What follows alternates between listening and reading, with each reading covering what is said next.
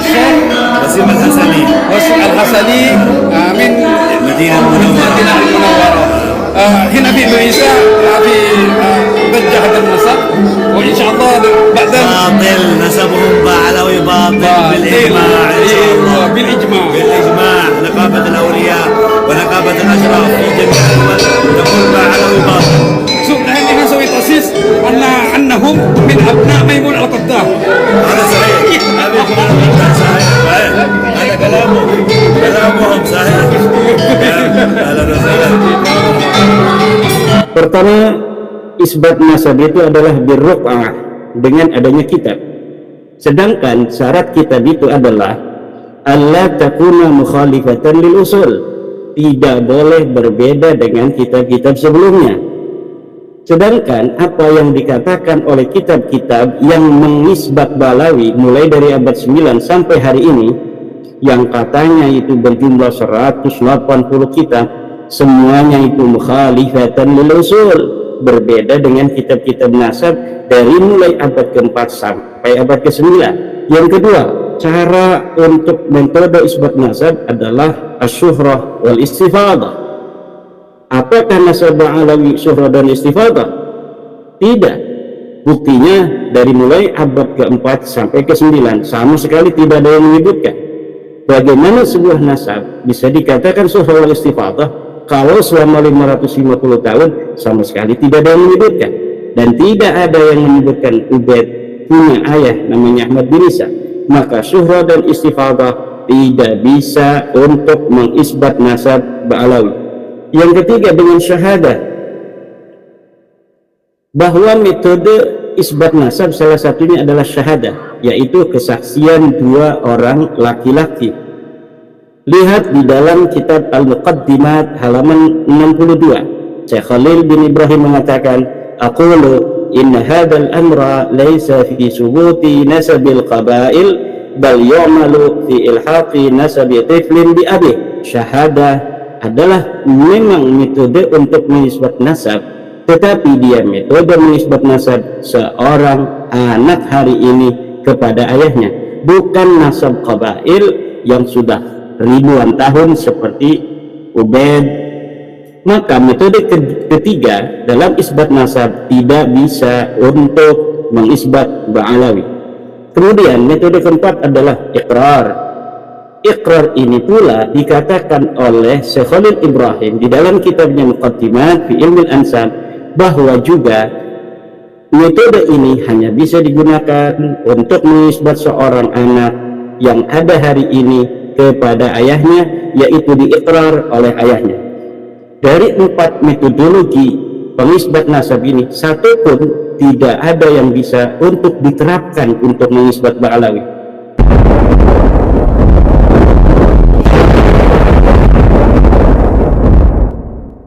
Dalam kesempatan ini singkat saja kita akan memberikan catatan-catatan dari apa yang telah disampaikan oleh para pembicara yang ada di Rabidah Alawiyah, terutama pada kesempatan malam hari ini. Saya akan berikan catatan-catatan jawaban terhadap apa yang telah disampaikan oleh Hanif Alatas dan Maimun Nafis, ya, dua orang terlebih dahulu. Ada beberapa hal yang dibicarakan oleh Al-Ustadz Hanif Alatas. Yang pertama, bahwa nasab Ba'alawi sudah diijma. Beberapa iddi'aul ijma, riwayat-riwayat adanya ijma yang diberikan oleh ulama, seperti disampaikan oleh Yusuf An-Nabhani. Sekarang kita gali apa betul adanya ijma itu terhadap nasab Ba'alawi. Adanya ijma yang telah didakwakan atau diaku oleh Yusuf An-Nabhani, kemudian oleh Ali bin Abu Bakar As-Sakran di dalam Al-Burqatul Musyiqah. Jadi sebenarnya ijma itu atau iddi'aul ijma, pengakuan adanya ijma, pertama kali itu disampaikan oleh Ali bin Abu Bakar As-Sakran 895 Hijriah. Kemudian diikuti oleh Khulasatul Asrar Al-Muhibbi, kemudian diikuti oleh Syekh Yusuf An-Nabhani. Yang menjadi masalah adalah bahwa ijma itu mempunyai sebuah syarat yang khusus. Silahkan para penonton buka dalam kitab Maratibul Ijma halaman 11 karangan Ibnu Hazm. Dikatakan bahwa ijma'u kulli asrin ijma'un sahihun idza lam yataqaddam qablahu fi tilkal mas'alati khilaf. Bahwa sebuah ijma' itu bisa dikatakan sahih apabila tidak ada perbedaan pendapat sebelumnya. Sedangkan tentang nasab Ba'alawi, tulisan-tulisan Ba'alawi sendiri menerangkan, menjelaskan adanya perbedaan-perbedaan ulama. Kita lihat di dalam kitab Al-Burqatul Musyiqah bahwa Ali bin Abu Bakar As-Sakran meriwayatkan adanya orang-orang yang tidak percaya pada nasabnya yang ada di abad ke-9 Hijriah. Kemudian diriwayatkan pula bahwa Ali bin Jabir ini pergi ke Basrah pada tahun 620 Hijriah untuk meminta isbat karena ulama-ulama di Yaman tidak mempercayai nasab dia. Kemudian di dalam kitab Tasbitul Fuad yang diriwayatkan oleh Uqudul Almas, Ali bin Tahir mengatakan bahwa Ubaidillah lah yang pergi ke Basrah. Ini menunjukkan adanya khilaf di antara rentang waktu sejak kedatangan Ahmad bin Isa dalam versi Ba'alawi, yang sebenarnya ini Ahmad bin Isa sama sekali tidak hijrah ke Hadramaut. Sejak kedatangannya menurut versi riwayat Ba'alawi, Ahmad bin Isa dan Ubaidillah ini sudah ditolak, tidak dipercaya sebagai turun Nabi, sehingga diutuslah Ubaidillah untuk pergi ke ke Basrah untuk isbat nasab. Ini membuktikan bahwa tidak pernah ada kesepakatan sejak kedatangan Ahmad bin Isa atau Ubaidillah ke Hadramaut.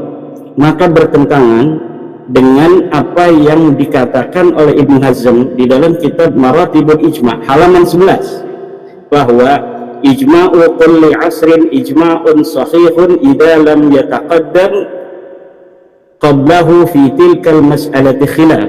Ijma' itu bisa dikatakan sahih kalau sebelumnya tidak terjadi khilaf. Sedangkan nasab Ba'alawi ini jelas sebelumnya terjadi khilaf, maka ijma' itu tidak dapat dibenarkan. Yang kedua yang disampaikan oleh Hanif Alatas adalah nasab itu ada metode. Satu saja metode isbat nasab terpenuhi, nasab itu sahih. Beda antara turak dan mana itu syurut. Imaduddin tidak bisa membedakan mana turak, mana syurut. Betul, Mas Hanif. Tetapi setiap tariq itu membutuhkan syurut. Dan menurut saya seluruh metode isbat nasab tidak bisa untuk mengisbat Ba'alawi sebagai cucu Nabi. Kita buktikan. Pertama, isbat nasab itu adalah birruq'ah dengan adanya kitab. Sedangkan syarat kitab itu adalah alla takuna mukhalifatan lil usul, tidak boleh berbeda dengan kitab-kitab sebelumnya. Sedangkan apa yang dikatakan oleh kitab-kitab yang mengisbat Ba'alawi mulai dari abad 9 sampai hari ini, yang katanya itu berjumlah 180 kitab, semuanya itu mukhalifatan lil usul, berbeda dengan kitab-kitab nasab dari mulai abad ke-4 sampai abad ke-9. Baru di dalam abad 10 kitab nasab mengatakan Ubaid ini adalah putra Ahmad, tapi sebelumnya tidak ada satupun selama 550 tahun yang menyatakan bahwa Ubaid ini sebagai anaknya Ahmad. Maka metode kitab nasab tidak bisa untuk mengisbat Ba'alawi sebagai cucu Nabi. Yang kedua, cara untuk metode isbat nasab adalah asyuhrah wal istifadah. Apakah nasab Ba'alawi syuhra dan istifadah? Tidak. Buktinya dari mulai abad ke-4 sampai ke-9 sama sekali tidak ada yang menyebutkan. Bagaimana sebuah nasab bisa dikatakan syuhra wal istifadah kalau selama 550 tahun sama sekali tidak ada yang menyebutkan? Sedangkan di dalam kaidah ilmu nasab, Ibnu Hajar mengatakan innan nasaba mimma yasbutu bil istifadati illa ayyusbita ma yukhalifu. Silahkan buka kitab Al-Jawabul Jalil halaman 47. Para pemirsa bisa melihat di dalam kitab Al-Jawabul Jalil halaman 47 itu bahwa memang benar nasab itu bisa diisbat dengan adanya syuhra dan istifadah, tetapi ada syaratnya, illa ayasbuta ma yukhalifu, kalau tidak ada yang menentang. Sedangkan adanya Ahmad bin Isa punya anak katanya namanya Ubaid, ini ada yang menentang, yaitu kitab-kitab nasab dari mulai abad 4 sampai 9 tidak ada yang menyebutkan sama sekali Ahmad bin Isa punya anak namanya Ubaid, dan tidak ada yang menyebutkan Ubaid punya ayah namanya Ahmad bin Isa. Maka syuhra dan istifadah tidak bisa untuk mengisbat nasab Ba'alawi, tidak terverifikasi dan tidak bisa untuk dinyatakan sahih dengan metode syuhra wal istifadah. Yang ketiga dengan syahadah,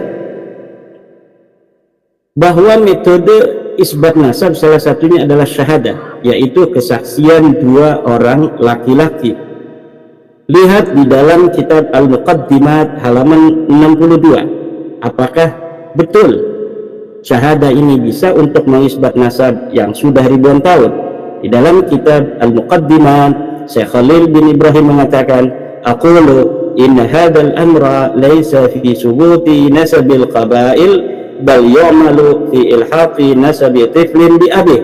Al-Muqaddimat halaman 62, Khalil bin Ibrahim, bahwa dikatakan menurut Khalil bin Ibrahim syahadah adalah memang metode untuk mengisbat nasab, tetapi dia metode mengisbat nasab seorang anak hari ini kepada ayahnya, bukan nasab qabail yang sudah ribuan tahun seperti Ubaid yang katanya punya anak Ahmad bin Isa. Bisakah dia untuk diisbat dengan metode syahadah? Tidak bisa.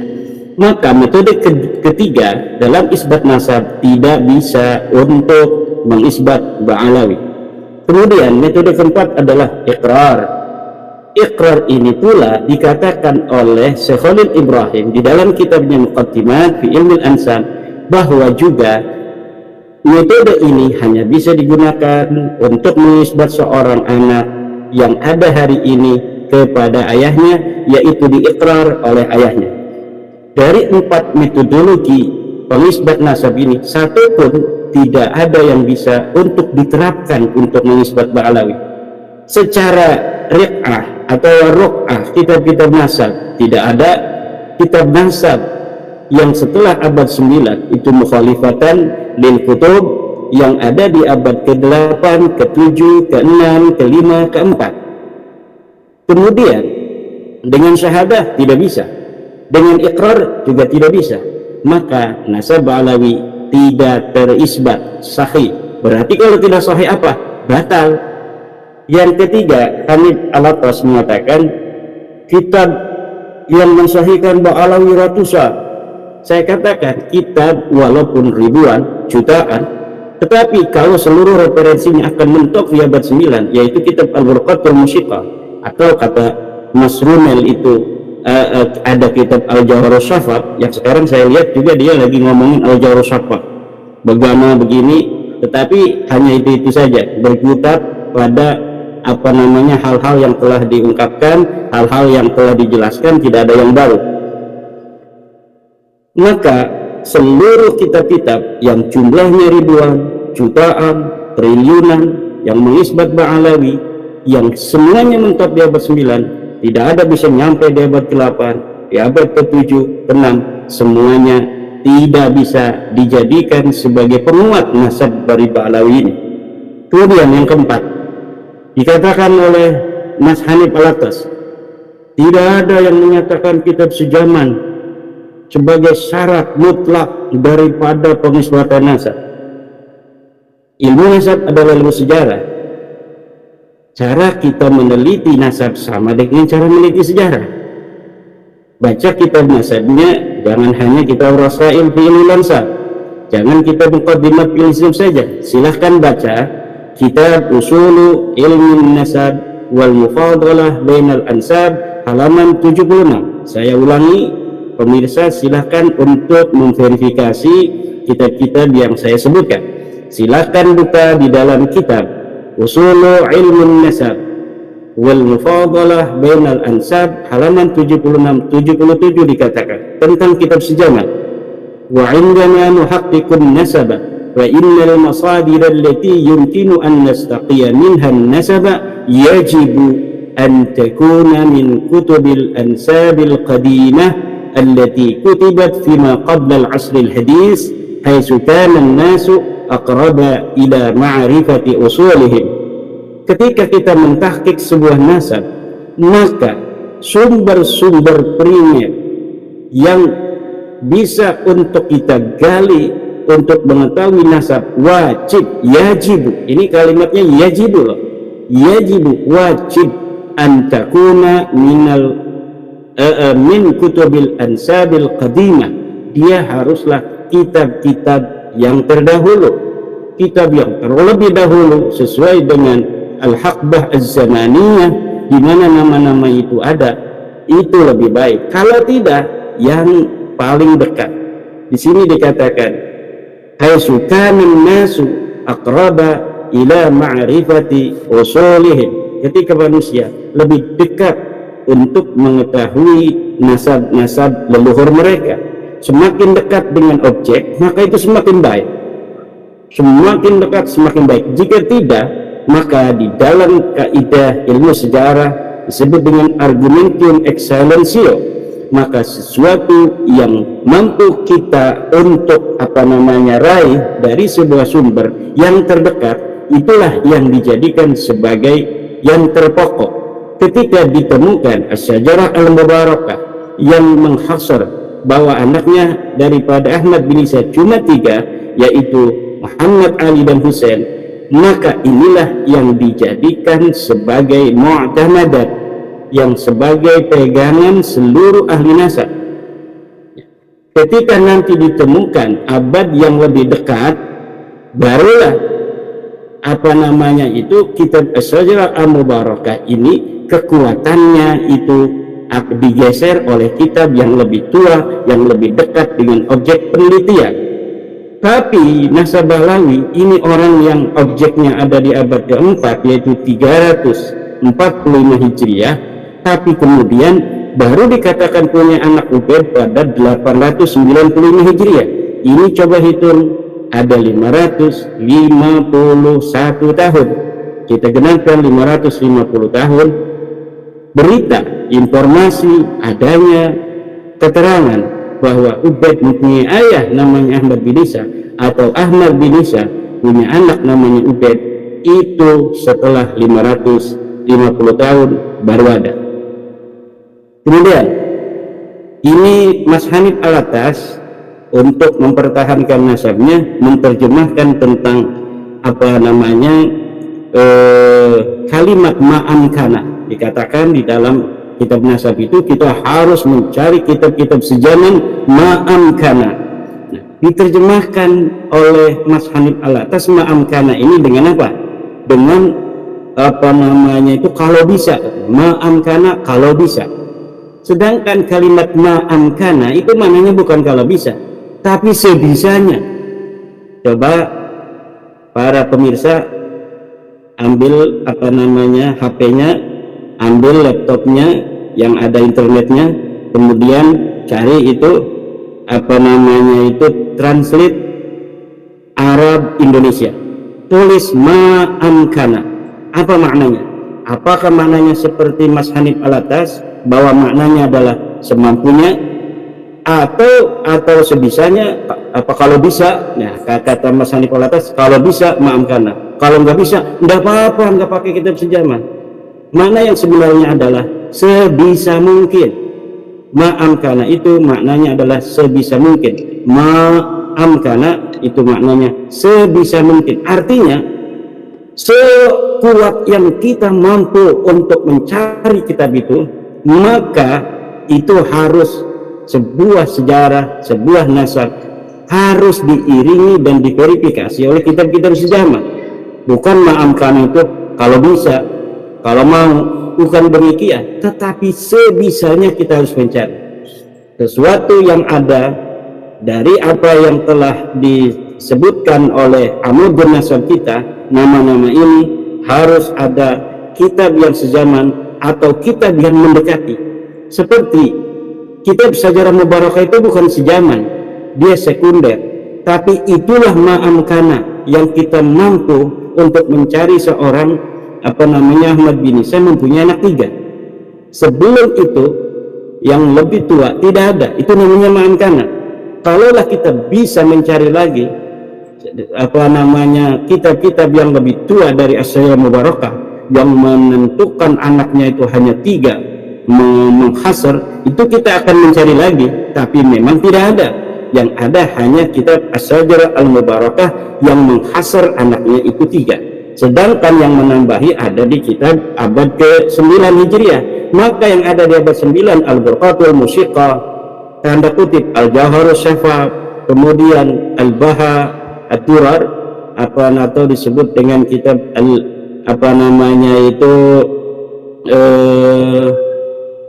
Al-Masra'ur Rawi, itu semua Al-Ghurar, Al-Masra'ur Rawi itu terbantahkan semua, tidak bisa dijadikan sebagai masadir, tidak bisa dijadikan sebagai maraji. Kenapa tidak bisa dijadikan sebagai maraji? Maraji itu harus ada masadir.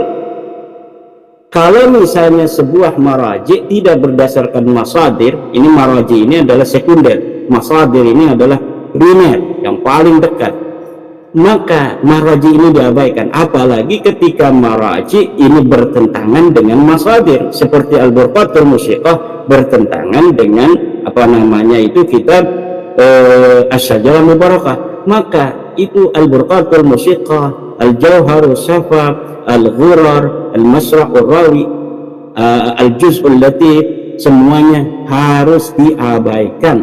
Kenapa? Karena mu'aradah, bertentangan dengan kitab yang lebih tua. Demikianlah cara bekerja ahli sejarah itu, Mas Romel ya. Nah, katanya ahli sejarah, tapi kitab sejaman, kitab primer, kitab sekunder diabaikan, hanya syuhur dan istifadah. Ini sejarah cenayang namanya. Ini sejarah orang-orang yang ngaku historian, ngaku sejarawan, tapi tidak memerlukan sumber. Ini sejarawan cenayang namanya. Kemudian yang kelima, yang keenam, saya catat ya dari apa-apa yang disampaikan oleh Mas Hanif Alatas. Kata Mas Hanif Alatas, kalau kitab sejaman diterapkan, maka nasab Nabi Muhammad rungkat. Naudzubillah, summa naudzubillah min dalik. Nasab Nabi Muhammad itu, Mas Hanif, sampai Adnan itu diberitakan oleh baginda Nabi Muhammad SAW di dalam hadis. Bahkan di dalam hadisnya itu hadis riwayat Muslim, dikatakan dalam kitab riwayat Muslim itu bahwa Nabi Muhammad SAW itu dari Kinanah. Nabi Muhammad itu dari Kinanah. Ini jangan sampai kita gara-gara kita untuk mempertahankan nasab, ini menjadikan Nabi Muhammad nasabnya sebagai bemper. Naudzubillah summa naudzubillah. Nabi Muhammad itu nasabnya melalui wahyu. Wa ma yantiqu 'anil hawa in huwa illa wahyu yuha. Di dalam Al-Qur'an disebutkan bahwa Nabi Muhammad itu, orang-orang Arab itu keturunan Ibrahim, millat abikum Ibrahim. Agama ayah-ayah kalian. Siapa ayah kalian? Ibrahim. Itu kumnya kepada siapa? Kepada orang-orang Quraisy. Ini menyatakan bahwa wahyu sendiri mengatakan Nabi Muhammad, orang Arab itu keturunan daripada Ibrahim. Ini sudah nas Al-Quran. Adapun amr bin nasab sampai Nabi Ibrahim tidak dibutuhkan lagi. Untuk mengisbat Nabi Muhammad keturunan Ibrahim tidak dibutuhkan amr bin nasab, karena sudah ada Al-Quran yang menyatakan. Kemudian mengenai Nabi Muhammad SAW sebagai keturunan daripada Kinanah, itu hadis mengatakan. dari riwayat Muslim. Jadi tidak perlu lagi kita membawa-bawa nasab Nabi Muhammad dalam perdebatan nasab Ba'alawi yang memang tidak terverifikasi. Kalau lengkap sendiri aja, jangan bawa-bawa junjungan kita Nabi besar Muhammad sallallahu alaihi wasallam. Bawa juga nasab Wali Songo, bawa juga nasab Syekh Abdul Qadir Al-Jilani, nyari-nyari teman. Gak usah lah, kita pertahankan saja apa dalil-dalilnya dari nasab Balawi untuk menyambungkan daripada nasab Balawi itu. Jangan bawa-bawa nasab Nabi besar Muhammad SAW. Kita nanti akan masuk dalam su'ul adab, naudzubillah. Su'ul adab itu kepada Rasulullah ini bahaya ini. Kemudian kepada nasab-nasab Wali Songo, kita bisa perdebatkan lagi nasab Wali Songo. Semakin hari ini kita semakin mendapatkan banyak sekali bukti-bukti historis tentang nasab Wali Songo. Semakin digali Wali Songo ini karena memang sosok historis di masa lalu, semakin digali ini semakin bermunculan. Dari Aceh datang, dari Uzbekistan datang, dari Pakistan datang, dari Maroko datang dan sebagainya. Nanti kita tinggal al-jamu.